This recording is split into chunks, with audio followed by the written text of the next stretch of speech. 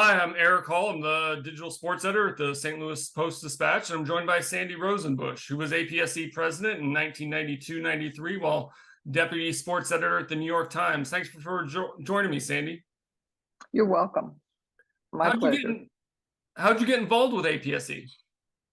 I got involved with APSE when I worked at the Post, the Washington Post, and basically at the Washington Post sports department, whatever George Solomon told you to do is what you did.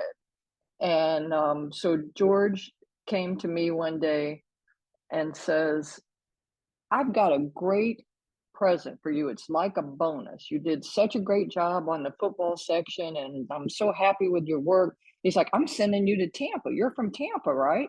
And I said, yeah, my whole family's down there. I said, you mean you're just giving me a ticket to go to see my family? And he's like, well, you have to do me a favor while you're down there. And I said, well, okay, what is it? And Eddie goes, you have to do the APSC contest judging because I don't want to do that. So I was like, I don't know any of those people. I'd been to one APSC thing, which was like a regional deal in Philadelphia with a copy editing workshop. I think back in the day of Ken Finkel, I believe, was supposed to have done it. And he had another, some sort of already scheduled deal that I think was probably paying him more money.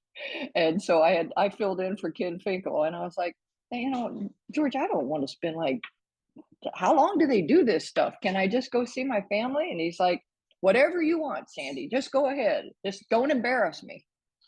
So that was sort of the beginning of those were my marching orders. Just do what I tell you to and don't embarrass me.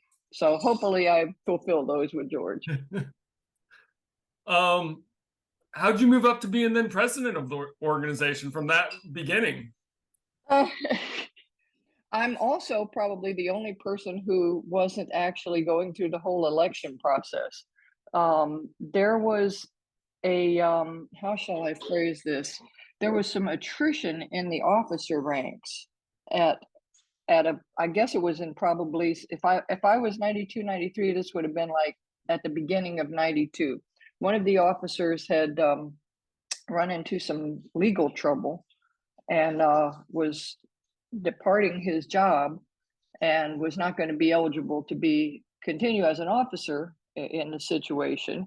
And so I got a call from Steve Doyle, who sort of filled me in on this and said, he was president. I said, I'd like you to come in and this I think the guy who stepped out was not the second vice president. I believe he was the first vice president, but I can't really remember those details. I do know that he said, I'd like you to do this. And I said, well, is there an election or something? And he's like, no, I'm just going to appoint you. I said, well, I have to talk to George about this because I'm sure it'll be, take some time away from my work, et cetera, et cetera. He said, oh, no, I already talked to George. He's all for it. So I think you're going to do it. And I said, what do you think I'm going to do it? George can't just tell me to do that kind of stuff. And he goes, well, you might want to go ask him about that. So I said, okay, I'll call you back. So I went in and guess what? The next thing I knew, I was indeed moving in as an APSC officer. And it was fine. It was an enjoyable time. One of the people I worked closest with was Dale By, who was always, just always a great person to deal with and very funny too. So, I enjoyed my time as an officer, but was not unhappy to see it come to an end because it does take a lot of time. How was that for you, balancing your responsibilities with APSC and your full-time job? Well, even better. I added. Hang on a second.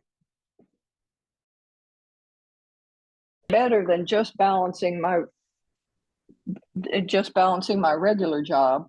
I took a new job in the middle of it with a newspaper that was co-owned at the time by the New York Times and the Post. And it was the International Herald Tribune in Paris. So I moved to Paris, and I was the only APSE officer to be living abroad while while being an officer. I came back for the judging. I came back because when it was my turn to oversee the convention that year, our convention was in San Francisco. So, I mean, I couldn't just fly from France to the East Coast. No, I had to go all the way. So it was a 14-hour flight. That was, it was what it was. But it definitely added a few challenges to life. And I'll never forget that in the middle of that, I also came back and moved from, I was hopping around at that point. I moved from the Herald Tribune toward the end of my officer tenure to the New York Times.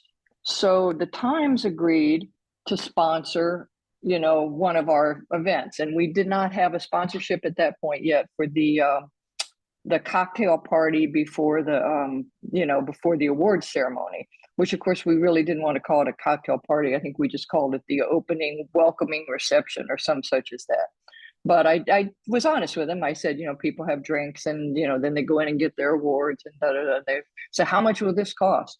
So I said, well, I'm told that it usually runs around $5,000. It's one of the less expensive things. It was the Hyatt Embarcadero, so it was a pretty expensive hotel. And the bottom line was they were okay with it. They said, sure, fine, put us down for that reception and $5,000. Well, we began the reception, and I think it was supposed to go for an hour. About 40 minutes hits, maybe 35. A lady from the hotel comes up to me and she says, when are you guys going to move in for your dinner? She said, I said, well, are we late? I thought this was supposed to run an hour. And she goes, oh, no, it's not the time that's concerning me. If it doesn't concern you, it won't, but it's fine with us. But I just wanted to kind of make you aware of the cost situation. And I said, well, what do you mean? And she said, well, typically these run around $5,000, and that's based on however many, the number of people you have. I think we had like about 150 people there, and how much average alcohol is drunk. And so I said, okay, so where do we stand? And she said, well, you've set a record. She said, I've never seen, she said, I think you guys have about 100 people at this reception. And she said, you've already drank more than anybody who's had 100 people at a 2-hour reception, and you haven't hit the 1-hour mark yet.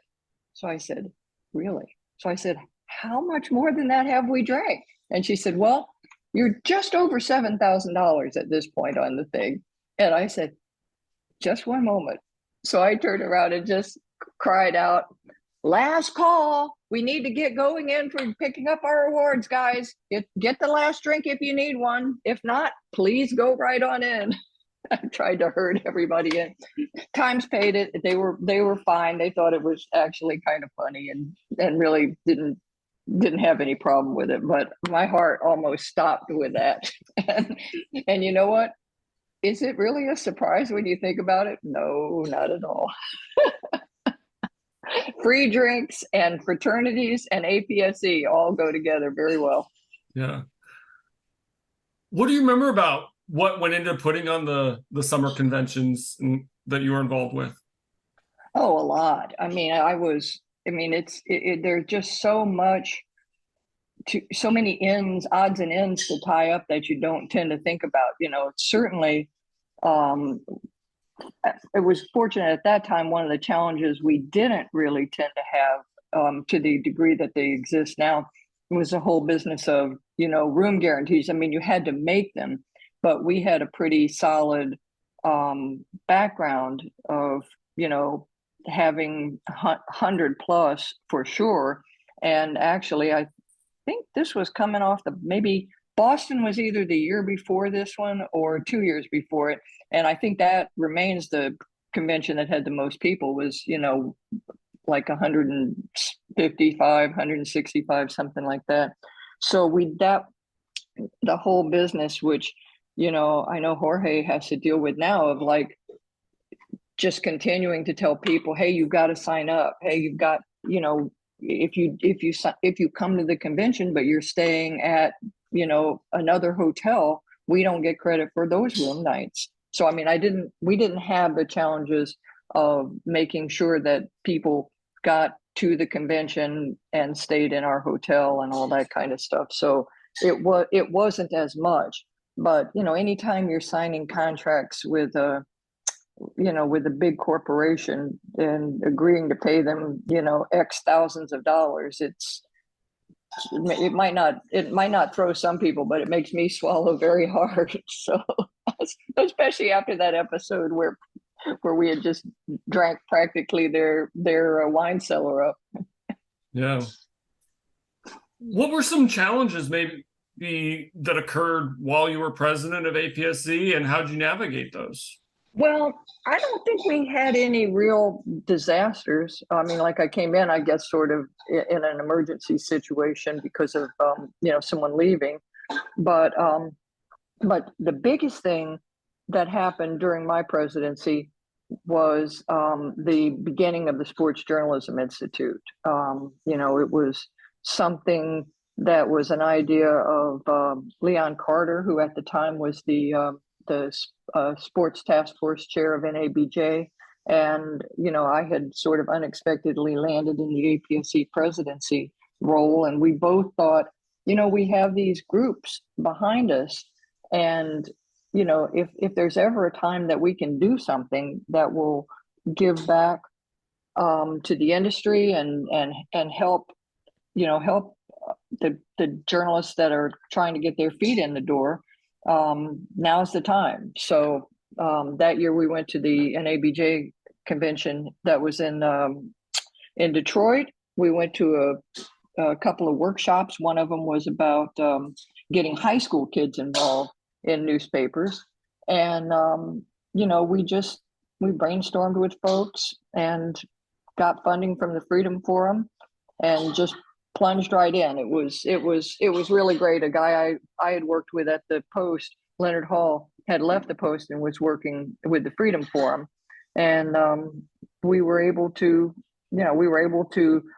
come up with the idea jointly with them in the summer. And we had the first class in place at Norfolk State, which is Leon's alma mater, the next May. So it was very rapid fire. But that, and the fact that we're celebrating 31 years of SJI this year, it all worked out really good. I mean, that's a lot of work, and that's an ongoing thing. I remember being happy when my presidency ended, just because it was like, now I have my time back. But little did I realize that the rest of my life I'd be apparently, I mean, I would be having SJI in the summer. So, yeah. But it's certainly good.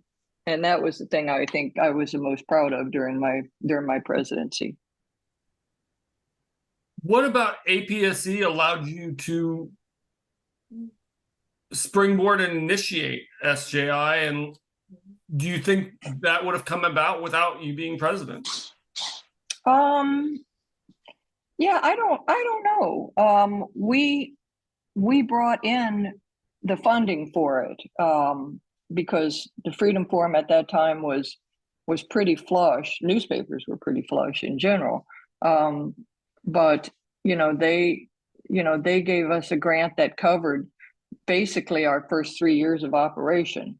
And at the time, we had never dreamed, or I guess it would have been a nightmare kind of dream, that we would be doing this every summer again for the rest of our lives. So 3 years sounded like, wow, that's great. We can do this for 3 years and see how much it produces. So APSE folks were in general very supportive. They liked the idea. And also we said, these will be students who can go right from a training program that we'll do into internships at your newspapers. And we weren't really sure how supportive people would be of that, because there are a lot of, depending on sort of the chain that you're associated with, or just the paper itself, or its agreements with the local guild. There are a lot of constrictions that are on editors in terms of picking interns. No, we have this process and we have to do it. HR says X, Y, and Z. But it turned out that the editors were very supportive. Most of our students in the program have been either women or journalists of color, and I think the initial idea from the editors was, we want to support this, and we want to sort of put our papers where our mouth is about wanting to encourage diversity. And then, to their great surprise, they turned out to be well prepared and just as good, if not better, than some of the people there. I do think I think that the funniest thing to us, and something we didn't expect, was, I think, the idea that we would be doing at the time a little newspaper. We did a daily newspaper during the convention, and covering the convention like a convention, like it was a Democratic National Convention, except less hostile, I guess. But we did stories, and we did news stories. And when we were at the convention in Orlando, a couple years in, we had a couple of our staffers who were at I forget which hotel that was. It was but it was one of the really fancy ones. I think it was a Ritz-Carlton, which is one reason why we don't do boot camps at APSE anymore, because can you have a boot camp at a Ritz-Carlton? That just doesn't make sense. Not to mention dorms and Hampton Inns are a lot cheaper. But we had a couple of people who were at the bar at the Ritz-Carlton. I will add, I was not there. I was still working. I was back in New York at SI at that point, doing a commemorative. But I got there before the convention ended. And what had happened was, they closed the bar a little early. And so a couple of our folks who were asking to get drinks, because the bartender said something like last call, and then he came around to our guys later. I wasn't there. I had no drinks. And are all my stories about people drinking? It seems to be a lot, but again, it's APSE. So they said, well, I'm sorry, you're late. We just closed. We just did last call. And they were like, no, but you said last call, but you just now came over here. And they didn't serve them. So we did a story on that. And it was, it was that this group, I think Jamel Hill was in that group. I know Greg Lee was in that group. He's the one I heard several times from about not getting a drink. I was like, I'll buy you a damn drink. Just shut the up about it.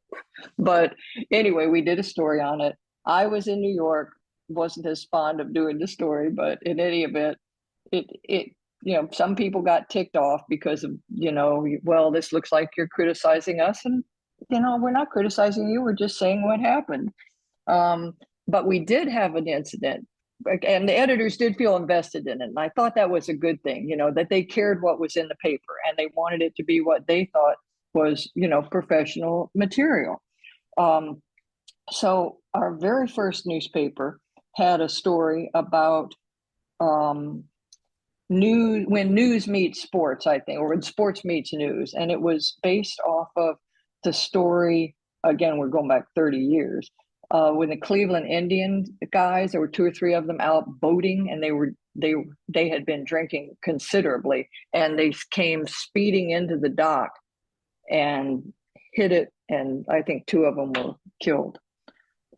So the news, we had one of the guys who works in our program worked at the Cleveland paper, and he was a news guy at the time, but worked with SJI too. So David Squires. So Squires talked about the whole business of news and sports, and he said sometimes when you're a sports person, you don't have the background that a news person does. And he said sometimes when especially a big legally entangled story breaks out, I've seen sports departments can tend to run around like chickens with their heads chopped off. And he went on and on and on. Well, that quote ended up in the paper. And I never thought anything about it. I mean, it was harmless. It didn't say like these were incompetent fools, and we had to come in and clean them up. But so I'm at the reception, another reception, people drinking, and I'm having a glass of wine. And the late Roy Hewitt comes up to me and says, "I got a bone to pick with you." And I said, "Oh, well, what is it?" And so he said, "Well, you kind of like just SHIT all over my sports department." And I said, "What? What are you talking about?" And he said, "This story in the bulletin, it says my department was running around like chickens with their heads chopped off." And I said, "Oh," I said, "I remember that quote." I said, "It didn't say your editors were running around like." I said it said something like, when sports departments haven't had a lot of experience with hard news, they can tend to react like chickens with their heads chopped off. And so he said, "Well, somebody should have asked me about this." And I said, "You mean like ask you, did your department act like chickens?" And he's like, I don't think that's funny." And so this went on and on and on for a while. And finally, I said, "Look, you know what? I think you're right. And I think this is a good lesson learned. I think we look at this paper, yes, as a newspaper, but as a whole training experience." I said, "I think it's training for you guys to take interns seriously and take their work seriously. But I think in my case here, if I were editing a story that was going to go in, the New York Times the next day, and it said this, I probably would have, said, well, you should go back and ask them what exactly they did, and if they felt these other guys helped them, or what this was all, or just take the quote out." So I said, I think you're probably right." And he's like, "I am right." And he said, "And if we've got people like you running this thing, I'm not supporting it." So I said, "Well, okay, I'm sorry about that." Continued to go on. And finally I just said, "Well, you know what? I have not much to say other than," and it was not a nice thing that I signed off with, but I will just say there was an F-bomb involved. And that was unfortunately the last time I ever spoke to Roy Hewitt. But anyway, it was, and guess what? Roy Hewitt ended up with interns from the program, and ended up hiring at least one of them, and it was all good. But it also all comes back to, if only we had a pay as you go individuals, like a cash bar. And I tried to get APSE when I was president. They said, "Oh, they'll throw you out of office." So I gave up on that one. But I do think it would be a good idea, man. Not a bad idea for sure. What did it mean to you when you won the Red Smith Award in 2019?